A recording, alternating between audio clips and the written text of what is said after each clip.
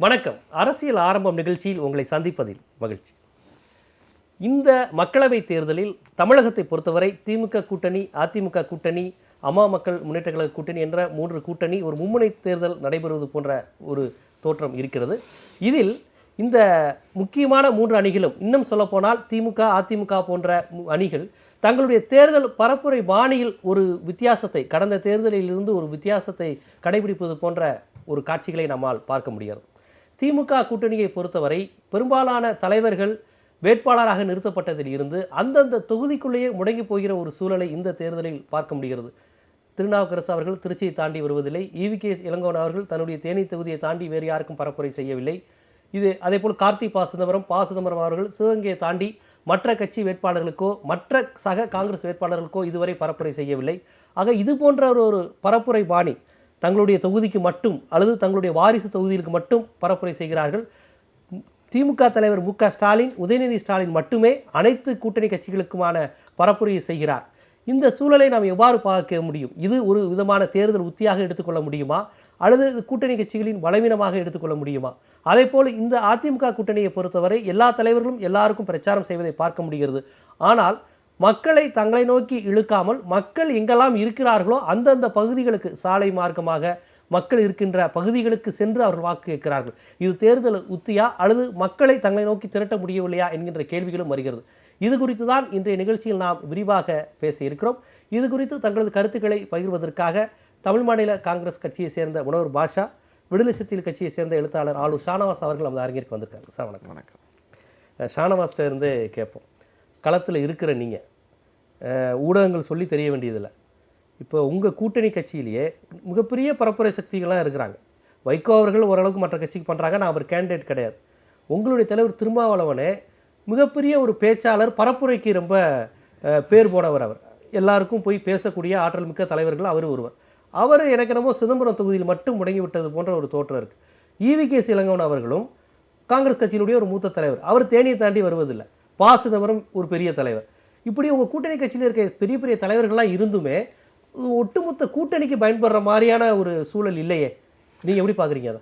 எங்கள் கூட்டணி தலைவர் தளபதி ஸ்டாலின் அவர்கள் தமிழ்நாடு முழுவதும் பரப்புரை செய்கிறார். காங்கிரஸ் கட்சியினுடைய தலைவர் மரியாதைக்குரிய அண்ணன் கே.எஸ். அழகிரி அவர்கள் தமிழ்நாடு முழுவதும் பரப்புரை செய்கிறார். மதிமுக பொதுச் செயலாளர் அண்ணன் வைகோ அவர்கள் தமிழ்நாடு முழுவதும் பரப்புரை செய்கிறார். மார்க்சிஸ்ட் கம்யூனிஸ்ட் கட்சியினுடைய தலைவர், இந்திய கம்யூனிஸ்ட் கட்சியினுடைய தலைவர்கள் தமிழ்நாடு முழுவதும் பரப்புரை செய்கிறார்கள். இந்திய யூனியன் முஸ்லீம் லீக் தலைவர் தமிழ்நாடு முழுவதும் பரப்புரை செய்கிறார். மனிதநேய மக்கள் கட்சி தலைவர் பரப்புரை செய்கிறார். வேல்முருகன் பரப்புரை செய்கிறார். எங்கள் கூட்டணிக்கு ஆதரவு கொடுத்திருக்கிற, கூட்டணியில் இருக்கிற அனைத்து தலைவர்களும் தமிழ்நாடு முழுவதும் பரப்புரை செய்கிறார்கள். எங்கள் தலைவர் தமிழ்நாடு முழுவதும் பரப்புரை செய்யக்கூடிய ஒரு நிலைக்கு இன்னும் போகவில்லை. ஆனால் இன்னும் 10 நாட்கள் இருக்கிறது, போக வாய்ப்பு இருக்கிறது.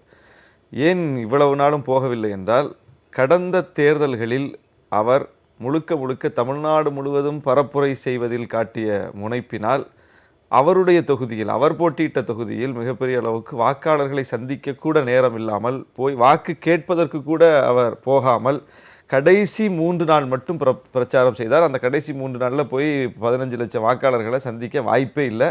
2-3 பாயிண்டில் நின்று அவர் பேசியது மட்டும்தான் கடந்த தேர்தலில் அவர் சிதம்பரம் தொகுதியில் அவர் வேட்பாளராக நின்று அந்த தொகுதியில் செய்த பரப்புரை.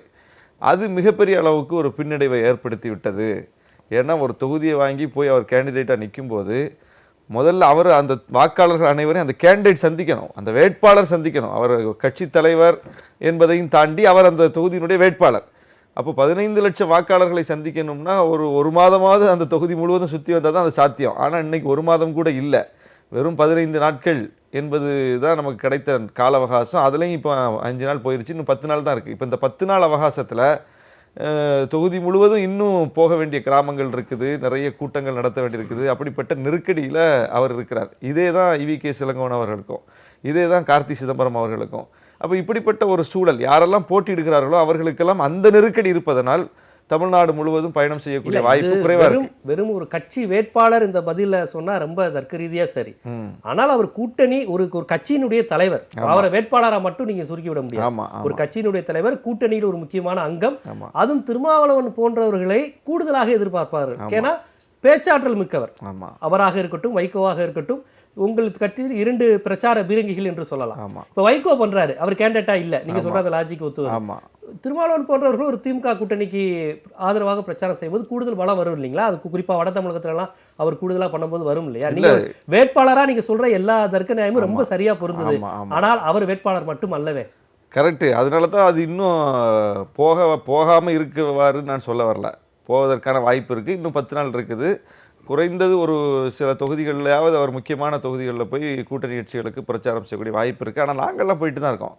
தமிழ்நாடு முழுவதும் கூட்டணி கட்சிகளுக்காக பேசுவதற்கு நாங்கள் போயிட்டு தான் இருக்கோம். அந்த கட்சி இப்போ எங்களுக்கு என்ன பிரச்சனைனா, எங்களுடைய பொதுச் செயலாளரும் போட்டிடுறாரு, தலைவரும் போட்டிடுறாரு, பொதுச் செயலாளரும் போட்டிடுறதுனால 2 முக்கிய தலைகள் வந்து தொகுதிகளுக்குள் சுருங்க வேண்டிய நிலைமை இருப்பதனால அடுத்த கட்டத்தில் இருக்கக்கூடிய எங்களை போன்றவர்கள் கூட்டணி கட்சிகளுக்கு போய் பேசிக்கிட்டு இருக்கிறோம். இப்போ நான் இங்கே தென் சென்னையில் தமிழச்சி தங்கபாண்டியன் அவர்களை ஆதரித்து நான் பேசியிருக்கேன்.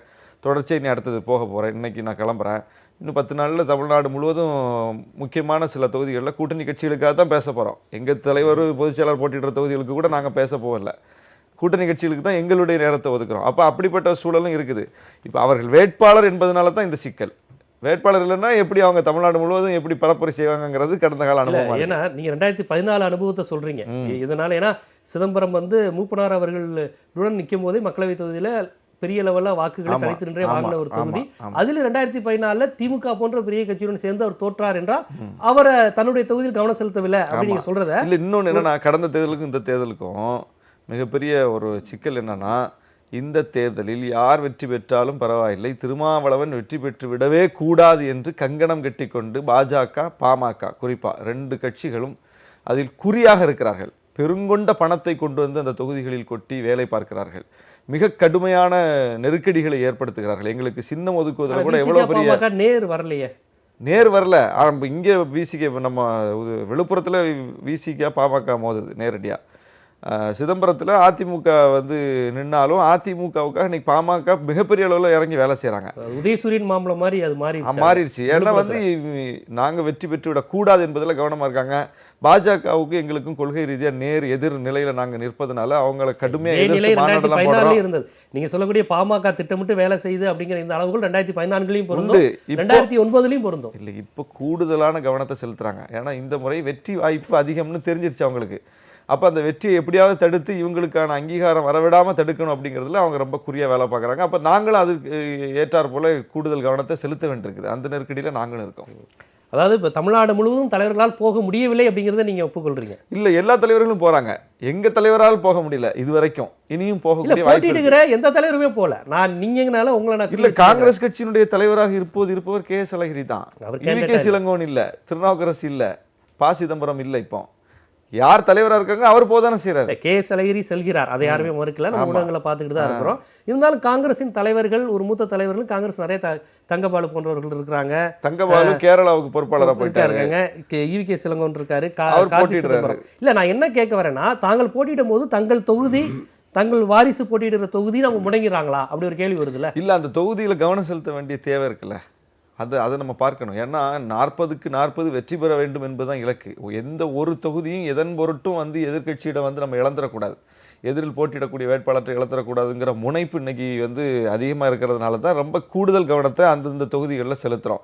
நாம் இங்கே போட்டிட்டு நாம் போய் வேற ஒரு தொகுதியில் பிரச்சாரம் பண்ணிக்கிட்டு இருந்தோம்னா இந்த தொகுதியில் நாம் வந்து எதிர்கட்சிகளுக்கு நாமளே அதை தூக்கி கொடுக்குறோன்னு அர்த்தம். எனவே வந்து இதை கூட்டணி கட்சிகளும் புரிஞ்சிருக்காங்க. எந்த காரணத்தை கொண்டு நம்ம வெற்றி வாய்ப்பை இழந்துடக்கூடாது. அது மக்களை சந்திக்காமல் ஒரு வேட்பாளர் வந்து எப்படி களத்தில் போய் ஓட்டு கேட்காம வந்து ஓட்டு போட வந்துருங்கன்னு சொல்ல முடியுமா? அது வந்து வேட்பாளர் போய் 15 லட்சம் சந்திச்சு ஆகணும். இல்லை, நீங்கள் சொல்றது சரி. ஆனால் கடந்த காலத்தில் 2009 ஒரு ஈழம் விஷயத்தில் திருமாவளவன் போன்றவர்கள் ஈழத்துக்கு ஆதரவாக இருந்துவிட்டு காங்கிரஸ் கூட்டணியில் இருக்கிறாரு அப்படிங்கிற கடும் விமர்சனம் வந்தது. இலங்கை தமிழர் கூட்டமைப்பினுடைய முக்கிய ஒருங்கிணைப்பாளர் திருமாவளவன். அப்படி இருந்தும் திமுக காங்கிரஸ் போயிட்டாருங்கிற அந்த அவதூறு, அந்த மாதிரி கடுமையான விமர்சனங்கள்லாம் அவர் மீது வைத்த போது கூட அவர் காங்கிரஸ் கட்சி கூட பிரச்சாரம் செஞ்சார் கூட்டணிக்காக. ஆமா, காங்கிரஸ் மட்டும் அவர் செல்ல மாட்டார்லாம் சொன்னாங்க. அப்ப கூட 2009 காங்கிரஸுக்கும் பிரச்சாரம் செய்து தனக்கும் பிரச்சாரம் செய்து அவரும் அந்த தொகுதியில் வெற்றி பெற்றார். இல்ல, அந்த மாதிரியான பரப்புரை எல்லாம் இங்க அது எவ்வளவு நெருக்கடியான சூழல் அல்ல. அது தேர்தல் களத்தில் பெரிய அளவில் அது எதிரொலிக்காதுங்கிறது தான் கடந்த கால தேர்தல் அனுபவம். ஈழப்பிரச்சனையை வந்து ஒரு தார்மீக ரீதியாக அங்கே உள்ள மக்களுக்கான விடுதலை என்கிற அந்த கணத்தில் தான் மக்கள், தமிழ்நாட்டு மக்கள் பார்ப்பாங்களே தவிர தமிழ்நாட்டு அரசியல் இந்திய அரசியலோட பொருத்தி அந்த பிரச்சனையை வச்சு இங்க முடிவெடுக்க அந்த மாட்டாங்க. issue-க்குள்ள நான் போகல. அதனால தேர்தல் விஷயத்துல அது எதிரொலிக்க அந்த காலத்துல அந்த தேர்தலே அது எதிரொலிக்கலையே. அந்த தேர்தலே திமுக கூட்டணி தானே பெருவெற்றி பெற்றது. அந்த தேர்தலில் கூட தனது தொகுதியும் தாண்டி காங்கிரஸ் கடுமையான விமர்சனங்களை முன்வைத்த காங்கிரசுடன் கூட அவர்களுக்காக கூட பிரச்சாரம் செய்தார்.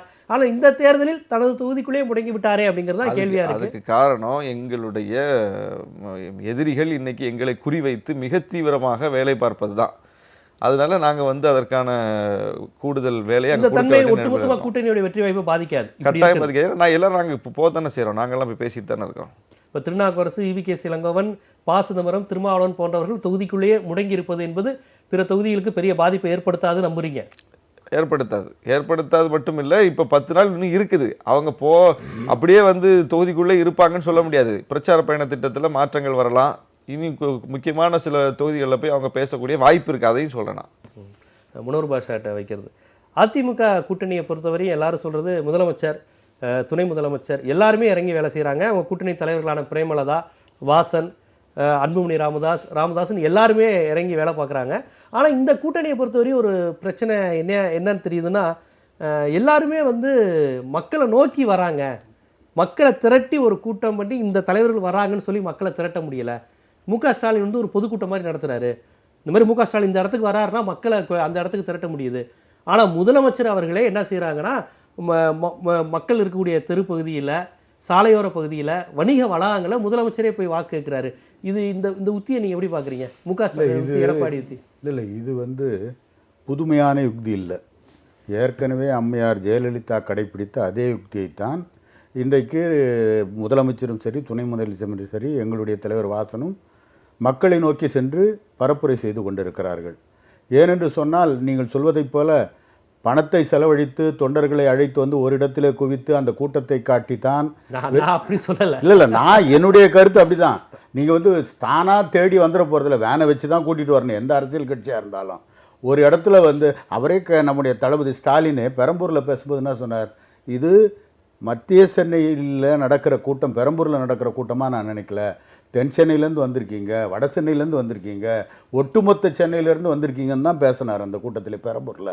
ஆக அவர் வருகின்ற கூட்டத்தை எல்லா பகுதியிலிருந்தும் அழைத்து வர வேண்டிய வராங்கல்ல, அழைத்து வருகிறார்கள், அழைத்து வருகிறார்கள் என்பதுதான் உண்மை. மக்களை தேடி போவது என்பது வேறு. மக்களை அழைத்து அவர் முன்னால் எல்லாமே திமுக காரங்க தான், பொதுமக்கள் கிடையாது. அதில் பொதுமக்கள் இப்போலாம் எந்த பொதுக்கூட்டத்துக்கு வராங்க? உங்கள் தொலைக்காட்சியை பார்த்துட்டு அரசியலை தெரிஞ்சுக்கிறாங்க. இந்த பொதுக்கூட்டத்துக்கு வரணும்னு சொன்னால் நாம தான் திரட்டி அழைச்சிட்டு வரணும். அது எந்த அரசியல் கட்சியாக இருந்தாலும் சரி. அதுதான் இன்றைக்கி யதார்த்தமான நிலைமை. அந்த சூழ்நிலையில் மக்களை தேடி இந்த தலைவர்கள் பிரச்சாரத்திற்கு நேரடியாக செல்வதன் மூலமாக மக்களுக்கு மிகவும் எளிமையாக முதல்வரை சந்திக்க முடிகிறது, துணை முதல்வரை பார்க்க முடிகிறது என்ற எண்ணம் தான் வருகிறது. ஒரு காலத்தில் முதலமைச்சர்களையே பார்க்க முடியாத சூழ்நிலை இருந்த காலம் மாறி முதலமைச்சரும் துணை முதலமைச்சரும் மக்களை தேடி வருகிறார்கள் என்ற எண்ண ஓட்டம் தான் மக்கள் மத்தியிலே உருவாகிறது. அது மட்டுமல்ல, நீங்கள் சொன்னீங்களே இந்த கூட்டணி கட்சிகள்லாம், இந்த திமுக கூட்டணியில் இருக்க எல்லா தலைவர்களும் வேட்பாளர்களாக போட்டிடுறாங்க. வேறு தொகுதிக்கே வர முடியலன்னா, இன்றைக்கு அதிமுக தலைமையில் இருக்கின்ற கூட்டணி பலமான கூட்டணியாக இருக்கின்ற காரணத்தால் தான் அவர்கள் தொகுதியை விட்டு வெளியே வர முடியவில்லை. அதனால்தான் எப்படியாவது அந்த தொகுதிக்குள்ளே இருந்து அவங்க தொகுதியை விட்டு வர முடியாதுக்கு என்ன தொடர்புன்னு பார்க்குறீங்க? எது? இப்போ நீங்கள் பலமா இருக்கிறதுக்கும் கூட்டணி பலமா இருக்கிறதுனால தான் உங்களுக்கு வெற்றி வாய்ப்பு குறைவா இருக்கு. வேற எங்கேயாவது போயிட்டு நம்ம தோல்வியை தழுவிடக்கூடாதுன்றதுனால தான் தொகுதியை விட்டு வெளியே வராமல் இருக்காங்க. அதனால தான் முக்கியமான காரணமே அதுதான். ஏற்கனவே நீங்கள் சொன்ன மாதிரி 2009 நம்முடைய மரியாதைக்குரிய திருமாவளவன் தமிழ்நாடு முழுவதும் பரப்புரை பண்ணார். இப்போ போக முடியல. இதே தான் எல்லா தலைவர்களுக்கும். நம்முடைய EVK இளங்கோவனாக இருந்தால் அவருக்கு சம்பந்தமே இல்லாத தொகுதியில் போய் அவர் போட்டிடுறாரு. அங்கே அவர் காங்கிரஸ் கட்சிக்கு எது சார்? அது ஒரு தேசிய கட்சி. தேசிய கட்சி காங்கிரஸ் கட்சி நிப்பாட்டுறாங்க. அதை கேட்குறேன். இல்லை, அவருக்கு அந்த இப்போ மண்ணின் மைந்தர்னு தான் பார்க்குறாங்க. அந்தந்த தொகுதியில் நம்ம தொகுதி வேட்பாளர் இருக்காங்களான்னு தான் பார்க்குறாங்களே தவிர இறக்குமதி வேட்பாளர்களை பார்த்து ஓட்டு போட மாட்டாங்க. இந்த முறை MP ஆகிட்டு அடுத்த முறை அவர் எங்கே போய் தேட போகிறாங்க அந்த மக்கள்? அதனால் அந்த ஊரில் இருக்கிற வேட்பாளர் என்ன தான் வாக்களிப்பாங்க.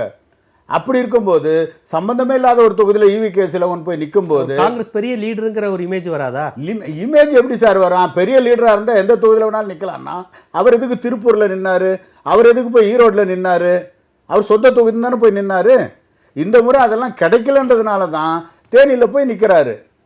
அவருக்கும் தேனிக்கும் எந்த சம்பந்தமும் கிடையாது. நாளைக்கு அவர் எம்பி ஆனார்னா அந்த கட்சியோட எண்ணிக்கை கூட்டணி எண்ணிக்கை தானே சார் இறுதியா தீர்மானிக்க போகுது. அது குடியாத்தத்துல காமராஜரை மக்கள் ஜெயிக்க வச்சாங்க, அவருடைய சொந்த தொகுதி கிடையாது.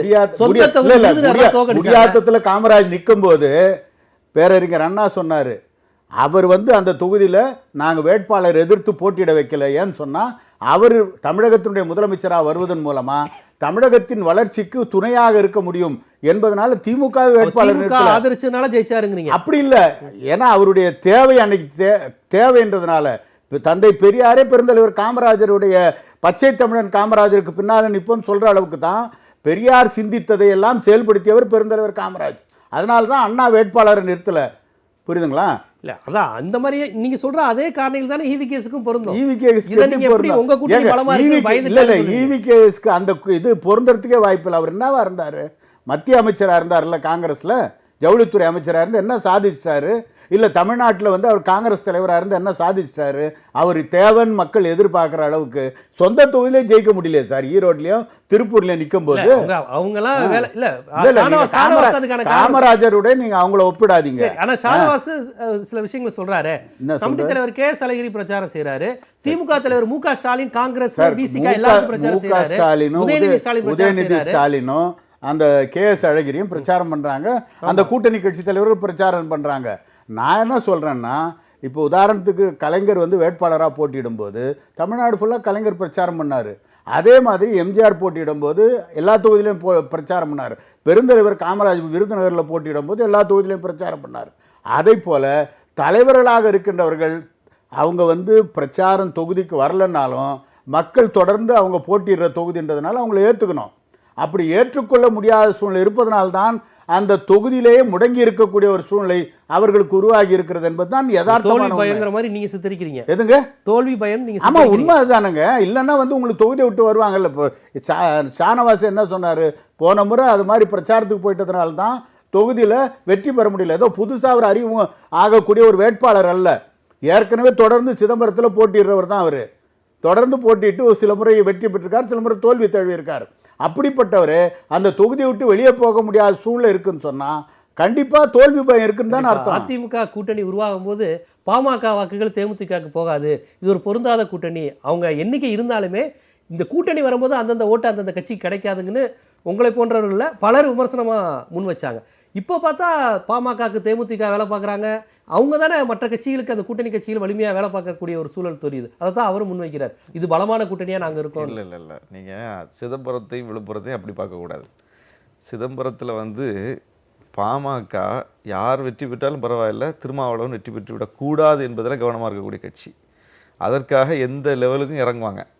இப்போ அன்புமணி ராமதாஸ் நேற்று பேசின வீடியோ ஒன்று வைரல் ஆகிட்டு இருக்கு பாருங்க. பூத்தில் யார் இருப்பான்னு தெரியும் இல்லையா, என்ன செய்யணுமோ அதை செஞ்சுருங்க என்று சொல்லக்கூடிய அளவுக்கு அவங்க இந்த அளவுக்கு அவர் ஒரு படித்தவர், அவர் மாதிரி ஆட்கள்லாம் அரசியல் தூய்மையாயிடும், அப்படி ஆகிடும் இப்படி ஆகிடும் எல்லோரும் பேசிகிட்டு இருக்காங்க. ஒரு படித்தவர், ஒரு மருத்துவர் எந்த மாதிரியான அரசியலை கிரவுண்டில் கற்றுக் கொடுக்குறாரு பாருங்கள், வெளிப்படையாக அதுவும். அப்போ இந்த அளவுக்கு அப்போ பூத்தில் நம்ம தானே இருப்போம்னா அதுக்கு என்ன பொருள்? இது நான் உங்களுக்கு சொல்லி தான் தெரியணுமான்னு தொண்டர்களை பார்த்து கேட்குறாங்கன்னா அவங்க எந்த லெவலுக்கு இறங்க தயாராக இருக்காங்க. உழைக்க வேண்டிய தேவை உங்களுக்கு தேவை இருக்குது. எங்களுக்கு முதல்ல வாக்காளர்களை அந்த வேட்பாளர் போய் சந்திக்கணும், அதற்கு அவகாசம் இருக்கா? 13 லட்சத்திலிருந்து 15 லட்சம் வரைக்கும் வாக்காளர்கள் இருக்கக்கூடிய ஒரு தொகுதியில் எல்லாரையும் முதல்ல போய் சந்திக்கணும். தெருவாக கூட போக வேண்டாம், குறைந்தபட்சம் ஒவ்வொரு ஊர்லயும் ஒவ்வொரு கிராமத்துக்கும் போய் ஆகணும்ல. நம்ம இல்ல அதான் கடந்த தேர்தல் பிரச்சார பாணியிலிருந்து உங்க திமுக கூட்டணி கொஞ்சம் வேறுபட்ட பாணியை கடைபிடிக்கிறாங்க. ஆமா, இல்ல இது ரொம்ப முக்கியமானது. இப்போ கூட்டணியே இதை ஒத்துக்குது. நீங்க ஒவ்வொருவரும் ஒவ்வொரு தொகுதியில கவனம் செலுத்துங்க, எந்தெந்த கட்சிக்கு எந்தெந்த தொகுதியை ஒதுக்கி இருக்கமோ அந்த கட்சி அந்த கிரவுண்ட்ல முதல்ல நீங்க கவனத்துல வைங்க. கூட்டணி கட்சிகள் அப்பதான் உங்களோட ஒத்துழைப்பாங்க. பரப்புரை மற்ற கட்சிகளுக்கு கிடைக்க வாய்ப்பு இல்லாம போகுது. இல்ல அது கூட்டணி கட்சி அது முடிந்த முடிவு இல்லைங்கிறேன். இன்னும் 10 நாள் இருக்குது. தலைவர் ஓரளவுக்கு எங்கள் தொகுதிக்குள்ளே பரப்புரையில் ஓரளவுக்கு 90 விழுக்காடு தாண்டிட்டாருன்னா கட்டாயமாக மீதி இருக்கிற நாட்களில் கூட்டணி கட்சிகளுக்கு போக போகிறாரு. அதில் ஒன்றும் போகக்கூடாதுன்னா எந்த ஒரு முடிவும் இல்லை. இதே நெருக்கடி தான் ஈவி கேஸ் எல்லாருக்கும் இருக்குது, வேட்பாளர்களுக்கு அந்த சிக்கல் இருக்குது. கண்டிப்பாக வேட்பாளர்களாக நிறுத்தும் போது அந்த சிக்கல் வருகிறது. அதனால் ஏடிஎம்கேவோட பாணியும் டிஎம்கே பாணியும் முழுமையாக வேறுபடுகிற ஒரு சூழலே நம்ம கண் முன்னால் பார்க்கக்கூடிய நிலை வருது. உங்கள் இருவருடைய பார்வையிலும் ஏன் இந்த பிரச்சார பாணி அப்படிங்கிறத ரொம்ப விரிவாகவே முன் வச்சிங்க. அதற்காக அரசியல் ஆரம்பம் நிகழ்ச்சி சார்பாக உங்களுக்கு நன்றி.